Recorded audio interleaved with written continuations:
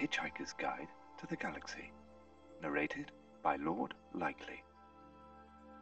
Far out in the uncharted backwaters of the unfashionable end of the western spiral arm of the galaxy lies a small unregarded yellow sun.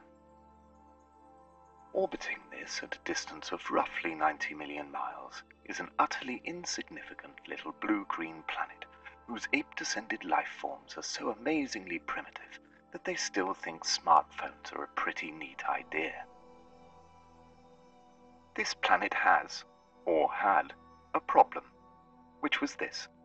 Most of the people living on it were unhappy for pretty much all of the time. Many solutions were suggested for this problem, but most of these were largely concerned with the movements of small green pieces of paper, which is very odd, because on the whole it wasn't the small green pieces of paper that were unhappy.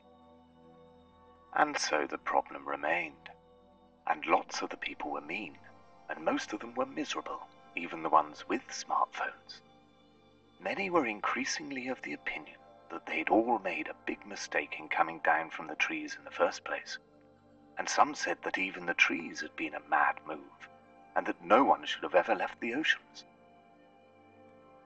And then one day, nearly 2,000 years after one man had been nailed to a tree for saying how great it would be to be nice to people for a change, a young girl sitting on her own in a small cafe somewhere near Rickmansworth suddenly realized what it was that had been going wrong all this time, and she finally knew how the world could be made a good and happy place.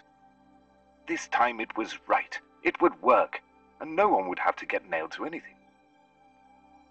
Sadly, however, before she could get to a phone to tell anyone, the Earth was unexpectedly demolished to make way for a new hyperspace bypass, and so the idea was lost forever.